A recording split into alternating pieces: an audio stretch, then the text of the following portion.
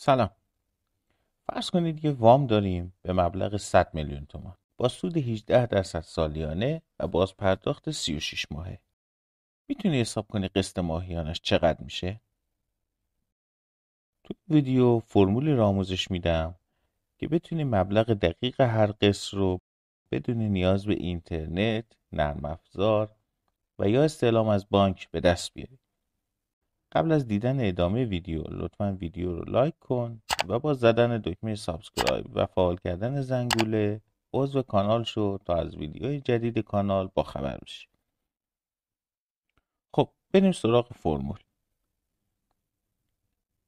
مبلغ هر قسط به این صورت به دست میاد: مبلغ وام ضرب در سود سالیانه وام تقسیم بر تعداد اقساط در سال تقسیم بر 1/1 تقسیم بر 1 به علاوه سود سالیانه تقسیم بر تعداد اقساط سال مجموعاً به توان تعداد کل اقساط.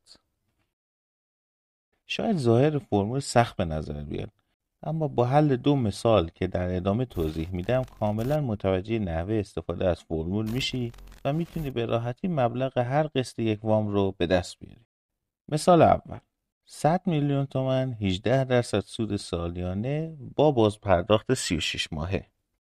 خب طبق فرمول در صورت کسر می نویسیم 100 میلیون ضرب در 18% سود سالیانمون تقسیم بر 12 قسط در سال.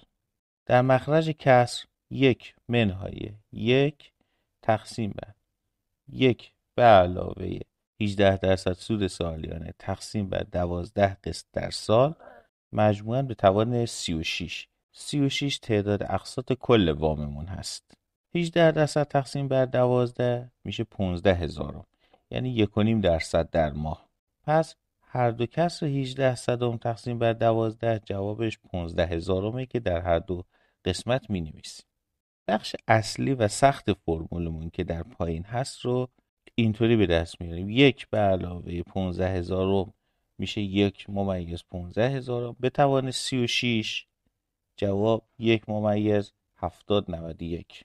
حالا این کسی که خیلی ساده هم شده رو محاسبه میکنیم و جواب 3,615,239 تومان که این عدد مبلغ هر قسط یک وام با شرایط بالاست. مثال بعدی: یک وام به مبلغ 30 میلیون تومان با سود 18% سالیانه و بازپرداخت 60 ماهه. دوباره طبق فرمول می نویسیم. در صورت کسر 30 میلیون ضرب در 18% تقسیم بر 12 و در مخرج کسر 1/1 تقسیم بر 1 به علاوه 18% تقسیم بر 12 مجموعاً به توان 60 چون باز پرداخت واممون 60 ماه است.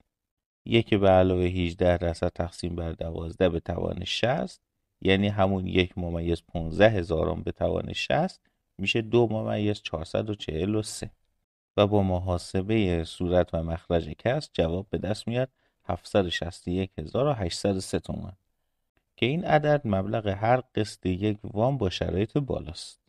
ممنون که ویدیو رو تا انتها تماشا کردین. لطفاً با لایک ویدیو و سابسکرایب کردن کانال از کانال حمایت کنید و اگر سوالی در رابطه با این ویدیو و نحوه محاسبات داشتین لطفاً در کامنت ها عنوان کنید.